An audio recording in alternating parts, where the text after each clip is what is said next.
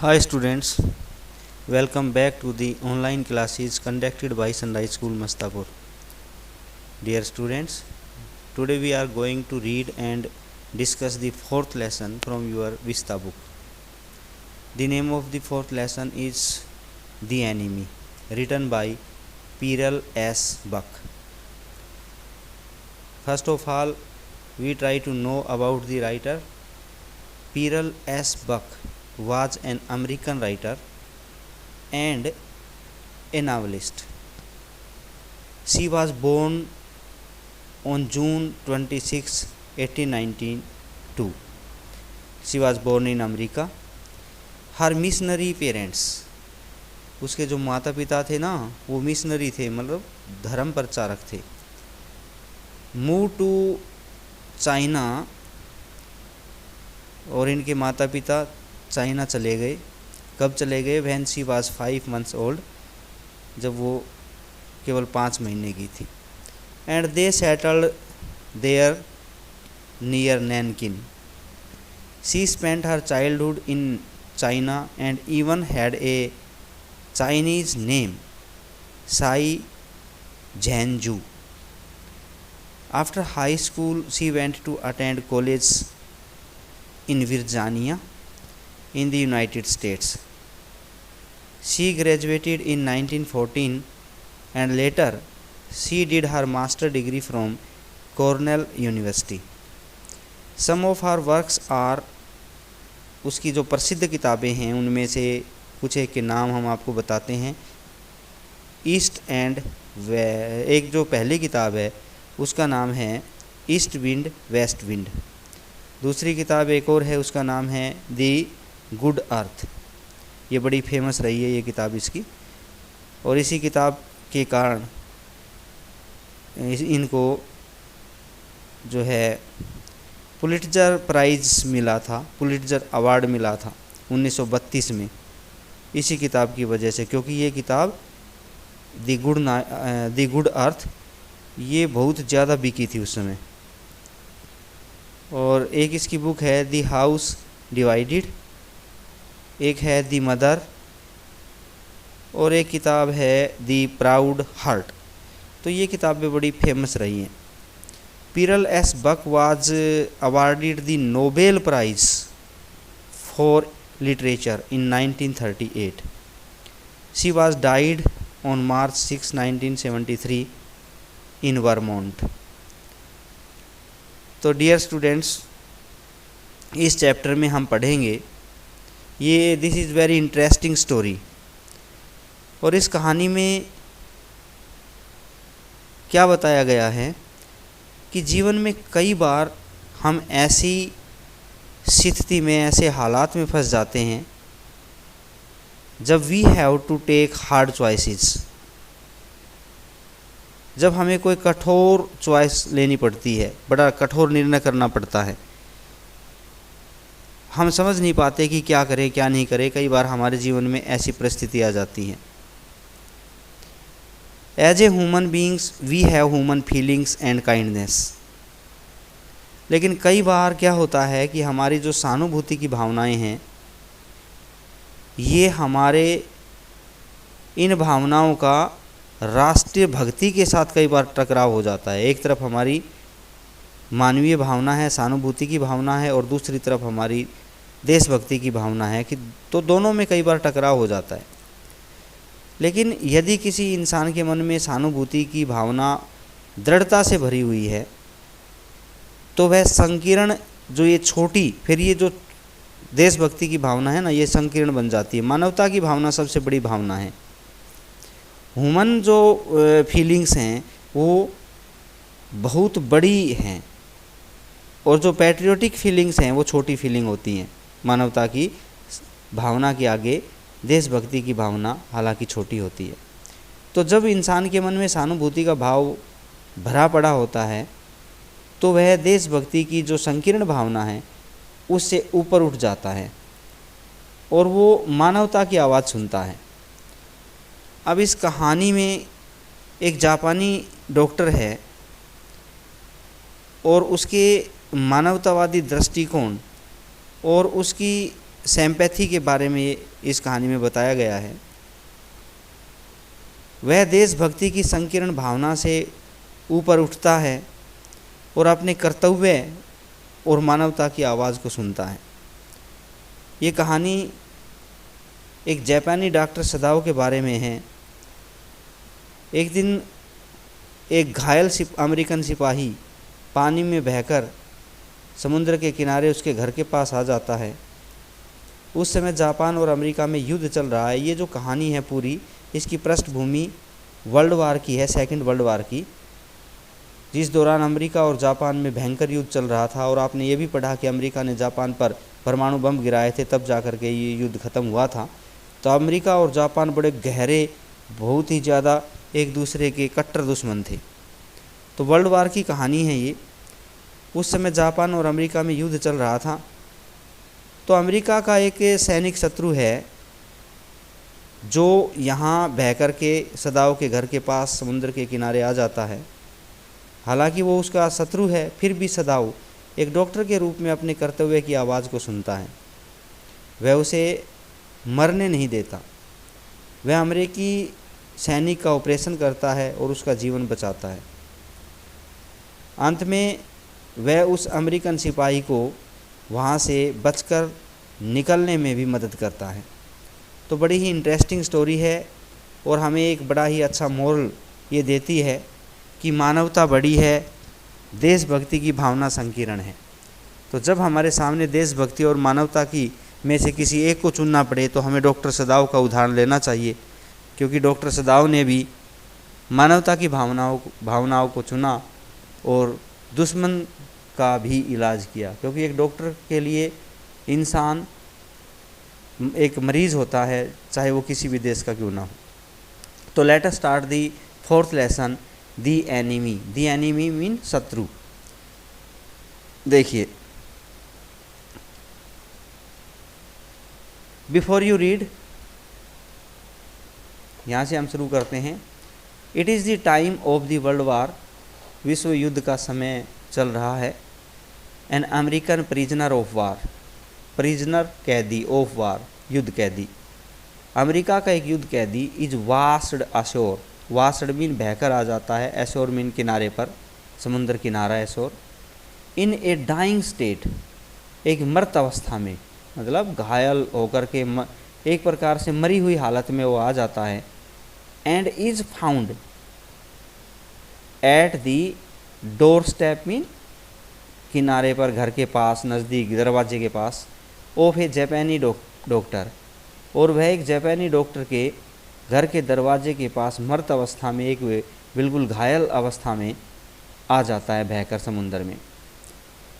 Should he save him as a doctor, क्या उसे doctor होने के नाते इस घायल व्यक्ति को बचाना चाहिए? और hand him over to the army, या फिर उसको आर्मी को सौंप देना चाहिए? एज ए पैट्रियोट, एक देशभक्त होने के नाते उसको आर्मी को सौंप देना चाहिए, उसको पकड़वा देना चाहिए? तो देखते हैं क्या होता है। इस पैसेज में आप पढ़ेंगे कि सदाओ कौन था और उसका घर कहाँ था। Doctor Sadao Hoki's house was built. Doctor Sadao Hoki का घर बना हुआ था। ऑन ए स्पॉट, एक ऐसे स्थान पर, ऑफ द जापानी कोस्ट, जापानी तट पर, जापानी तट पर बना हुआ था इसका मकान। Where as a little boy, जहाँ एक छोटे बच्चे के रूप में ही हैड ऑफन प्लेड, वो अक्सर खेला करता था। ये जो जापानी तट है, समुद्र तट, यहाँ पर जब वो छोटा था तो अक्सर खेलता रहता था। इसका घर यहाँ एक किनारे पर बना हुआ था, समुद्र किनारे पर। दी लो स्केयर स्टोन हाउस, इसका जो घर कैसा था? लो, नीचा सा, स्केयर स्टोन, चकोर पत्थर का था। वाज सेट अपॉन, कहाँ पर बना था? सेट अपॉन रॉक्स, चट्टानों के ऊपर बना था। इसका पत्थर का चकोर छोटा सा नीचा सा घर चट्टानों के ऊपर बना था। और ये चट्टानें कहाँ थी? Well about a narrow beach. Narrow mean भीड़ा, तंग, बीच मीन तट। समुद्र के एक संकीर्ण तट के ऊपर, नीचे समुद्र का तट है और ऊपर इसका मकान है बना हुआ था। दैट वाज आउटलाइंड, और इसका जो घर था, इसके घर के चारों ओर, आउटलाइन मीन चारों ओर, boundary, with bent pines, pine होता है देवदार का पेड़, इसके घर के चारों तरफ देवदार के वृक्ष झुके हुए होते थे। बेंट मीन झुके हुए, पाइन के पेड़ झुके हुए रहते थे। एज ए बॉय, जब वो एक लड़का था, छोटा था, सदाव हैड क्लाइंब्ड, तो सदाव अक्सर चढ़ता रहता था, क्लाइंबिंग चढ़ना, दी पाइन्स, इन पाइन के वृक्षों पर। जब वो छोटा था तो अक्सर चढ़ जाया करता था। सपोर्टिंग, सपोर्ट मीन सहारा देना, सहारा देते हुए, हिमसेल्फ, खुद को सहारा देते हुए, ऑन हिज बेयर फिट, नंगे पाँव, तो नंगे पाँव सहारा करते करते है पेड़ों के ऊपर चढ़ जाया करता था अपने पैरों के बल से। As he had seen man, ऐसा वो लोगों को देखा करता था, डू करते हुए, इन दी साउथ सीज, दक्षिणी के महासागरों में। व्हेन दे क्लाइंब्ड, जब लोग चढ़ते थे, फॉर कोकोनट्स, कोकोनट प्राप्त करने के लिए, नारियल को तोड़ने के लिए, नारियल के पेड़ों पर जिस प्रकार से लोग पैरों के सहारे चढ़ जाते थे, जब डॉक्टर सदाव छोटा लड़का था उस समय वह भी इन पाइन के पेड़ों पर चढ़ जाया करता था। His father had taken him, उसका पिताजी उसको अक्सर ले जाया करता था, ऑफन मीन अक्सर, टू द आइलैंड्स, उन टापुओं पर ले जाया करता था, ऑफ दोज सीज, इन समुद्रों के टापुओं पर अक्सर उसका पिताजी उसको ले जाया करता था। क्योंकि आपको पता है कि जापान अनेक टापुओं से बना हुआ है, जगह जगह टापू हैं और अनेक टापुओं पर अनेक शहर बसे हुए हैं जापान के, तो वह टापुओं पर ले जाता था। And never had he fail to say, और कभी भी वो कहने से नहीं चूकता था। नेवर हैड ही फेल्ड, कभी असफल नहीं होता था, टू से ये कहना, वो ये कहना कभी नहीं भूलता था। To the little brave boy, अपने इस छोटे बहादुर लड़के को ये कहना कभी नहीं भूलता था। एट हिज साइड, जो उसके पास खड़ा होता था, जब टापुओं पर ये जाते थे और सदाव जब उसके समीप खड़ा होता था तो अपने इस छोटे बहादुर बेटे सदाव को ये कहना वो कभी नहीं भूलता था। क्या कहता था वो अपने छोटे बेटे को? दोज आइलैंड्स, वे जो टापू हैं, यॉन्डर मीन दूर, ये दूर जो टापू हैं, they are the stepping stones, ये क्या हैं? स्टेपिंग, स्टेपिंग स्टोन होती है सीढ़ियाँ। To the future for Japan, Japan के भविष्य की सीढ़ियाँ हैं, फ्यूचर फॉर जापान। वो बताता था कि ये जो टापू हैं ये जापान के भविष्य की सीढ़ियाँ हैं। तो लड़का उससे पूछता, where shall we step from them, step in कदम रखना, इन सीढ़ियों पर चढ़ना।